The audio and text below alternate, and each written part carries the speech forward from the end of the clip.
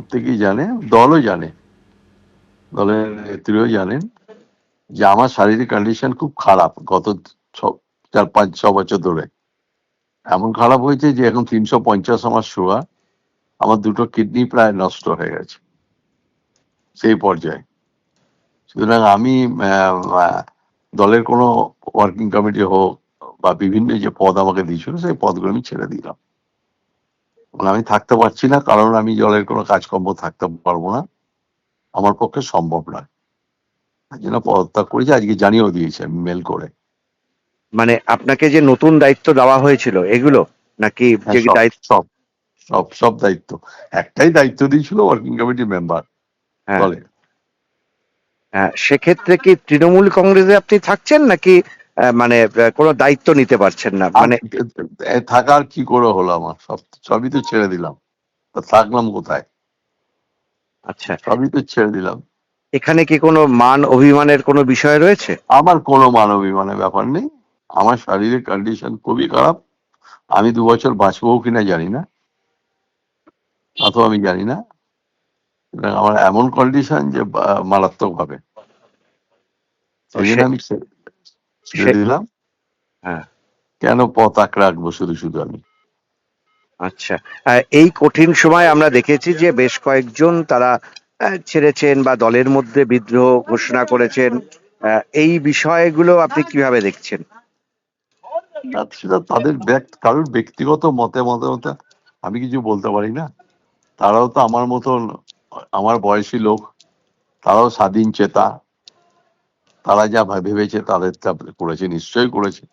তারা কিছু বুঝেছে বলে ভেবেছে, করেছে, পজিটিভ কিছু করেছে। সুতরাং আমি মনে করি যে আমার আর থাকা উচিত নয় পতাকা থেকে। শুধু কেন থাকবো আমি? আর আমার শেষ প্রশ্ন সেটা হচ্ছে, মমতা বন্দ্যোপাধ্যায়ের সঙ্গে আপনার দীর্ঘদিনের সম্পর্ক, যখন থেকে 1978 সালের রিলেশন। হ্যাঁ, আমি তো সেইভাবে তখন যে বালু ছিলাম, আজকে 2026-এ সেই বালু নেই। শারীরিক কন্ডিশন অত্যন্ত ডিটোরিয়েট করে গেছে। আমাকে না দেখলে কেউ বলতে পারবে না যে আমার শরীরের কন্ডিশন কোথায় গেছে, আমার দাঁড়িয়েছে। মানে আমি চলার মতো, আমার হয়তো আমি 4 মাস বাদে চলতেও পারবো না। অর্থাৎ নিজের শারীরিক অসুস্থতার কারণেই বালু মল্লিক তিনি সরে যাচ্ছেন। তৃণমূল কংগ্রেসের ওয়ার্কিং কমিটির যে দায়িত্ব তাকে দেওয়া হয়েছিল সেই দায়িত্ব থেকে তিনি অব্যাহতি চান। মমতা বন্দ্যোপাধ্যায়ের দীর্ঘদিনের আস্থাভাজন জ্যোতিপ্রিয় মল্লিক অবশেষে তৃণমূল কংগ্রেস ত্যাগ করলেন। যাবতীয় পদ থেকেও কিন্তু তিনি সরে দাঁড়ালেন। কথা বলবো, উজ্জ্বল মুখোপাধ্যায় রয়েছেন আমাদের সঙ্গে।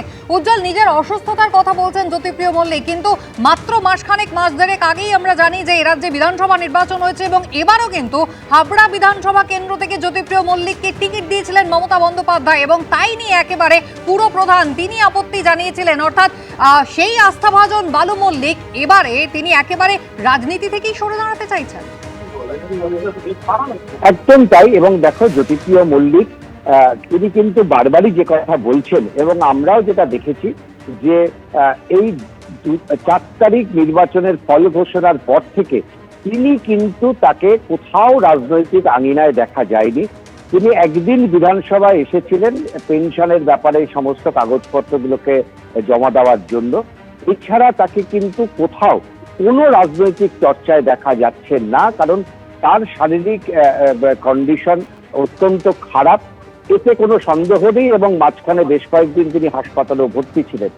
ফলে জ্যোতিপ্রিয় মল্লিক যেটা জানাচ্ছেন যে তার পক্ষে এই শারীরিক অবস্থা নিয়ে এই দায়িত্ব পালন করা সম্ভব হচ্ছে না। তাকে নতুন করে কার্যনির্বাহীতে রাখা হয়েছিল এবং মমতা বন্দ্যোপাধ্যায় নতুন করে যে টিম অথবা বলা যেতে পারে যে কমিটি সাজাচ্ছেন, সেই কমিটিতেও কিন্তু জ্যোতিপ্রিয় মল্লিকের কথা ভাবা হয়েছিল, তাকে রাখা হয়েছিল। কিন্তু তার পক্ষে আর কোনোভাবেই এই শারীরিক অবস্থা নিয়ে কাজ করা সম্ভব না, এমনটাই কিন্তু তিনি চিঠিতে উল্লেখ করেছেন। এবং একই সঙ্গে তিনি আমাদের যেটা জানিয়েছেন যে বাকি যারা ছাড়ছেন বা বাকি যারা দল ছাড়ছেন বা দলের মধ্যে বিদ্রোহ ঘোষণা করছেন, এটা তাদের একেবারেই ব্যক্তিগত বিষয়। তারা ব্যক্তিগতভাবে সিদ্ধান্ত নিয়েছেন, এই নিয়ে তার কিছু বলার নেই। কিন্তু তার নিজের পক্ষে এই মুহূর্তে তৃণমূল কংগ্রেসের যে কাজকর্ম, সেই কাজে তিনি যুক্ত থাকতে পারছেন না, কাজ হ্যাঁ। করতে পারছেন না। ফলে তার বক্তব্য অনুযায়ী যে দলের একটা দায়িত্ব তিনি কাঁধে রাখলেন, কিন্তু সেই দায়িত্ব তিনি পালন করতে অক্ষম। এইটা একেবারে অর্থাৎ কোনোভাবে মমতা বন্দ্যোপাধ্যায় যে দায়িত্ব তাকে দিয়েছেন, ওয়ার্কিং কমিটির মেম্বার তাকে করেছেন, সেই দায়িত্ব তিনি শারীরিক কারণে পালন করতে পারছেন না। তাই তৃণমূল কংগ্রেস থেকেই এবার সরে দাঁড়ানোর সিদ্ধান্ত নিলেন বালু মল্লিক। উজ্জ্বল, ধন্যবাদ। আর একই দিনে শিলিগুড়ির মেয়র পদ থেকে পদত্যাগ করেছেন গৌতম দেব। জল্পনা চলছিল কিছুদিন ধরেই শিলিগুড়ির পুর কমিশনারকে ইতিমধ্যেই নিজের পদত্যাগ পত্র পাঠিয়ে দিয়েছেন গৌতম দেব। গত দুদিন ধরেই তার ইস্তফা নিয়ে জল্পনা চলছিল। শিলিগুড়ির মানুষ বিজেপির ওপরে আস্থা রেখেছে, তাই মেয়রের চেয়ার আঁকড়ে রাখা তার পক্ষে সমীচীন নয়, এমনটাই জানিয়েছেন গৌতম দেব। একদিকে জ্যোতিপ্রিয় মল্লিক তিনি যেমন একেবারে তৃণমূল কংগ্রেসের পদ ছাড়লেন, তৃণমূল কংগ্রেসই ত্যাগ করলেন, অন্যদিকে গৌতম দেব শিলিগুড়ির মেয়র পদ থেকে পদত্যাগ করেছেন। তিনি শিলিগুড়ির পুর কমিশনারকে নিজের পদত্যাগ পত্র তিনি পাঠিয়ে দিয়েছেন। মানুষ বিজেপির ওপরে আস্থা রেখেছেন, তাই মেয়র পদ আর তিনি আঁকড়ে রাখতে চান না। গত কয়েকদিন ধরেই জল্পনা চলছিল, তাহলে কি এবার শিলিগুড়ির মেয়র পদ থেকে গৌতম দেব সরে দাঁড়াবেন? অবশেষে সেই জল্পনাই সত্যি হলো, মেয়র পদ থেকে পদত্যাগ করেছেন গৌতম দেব। সনদ ঝা আমাদের প্রতিনিধি রয়েছেন আমাদের সঙ্গে। সনদটা কারণ হিসেবে কি জানালেন গৌতম দেব? একেবারে রাজনৈতিকভাবে পরাস্ত হয়েছেন এবং সেই কারণেই কি সরে দাঁড়াচ্ছেন, নাকি এর পেছনে অন্য কোনো কারণ রয়েছে? একদম কুসুমিতা, যেটা হচ্ছে যে গৌতম দেব নির্বাচনে হারার পরেই যেটা বলেছিলেন যে শিলিগুড়ির মানুষ তৃণমূলের উপর আস্থা রাখেনি, গৌতম দেবের উপর আস্থা রাখেনি, এবং এটা নিয়ে প্রশ্ন উঠেছিল যে হারার পরেও কেন ক্ষমতায় বসে আছেন গৌতম দেব। এবং তিনি তখন দাবি করেছিলেন যে তৃণমূল নেত্রী মমতা বন্দ্যোপাধ্যায় অনুমতির অপেক্ষায় রয়েছেন, তিনি বললেই তিনি পদত্যাগ করবেন। তবে ইতিমধ্যে কলকাতা গিয়েছিলেন, কলকাতা থেকে তিনি অনুমতি নিয়ে এসেছেন।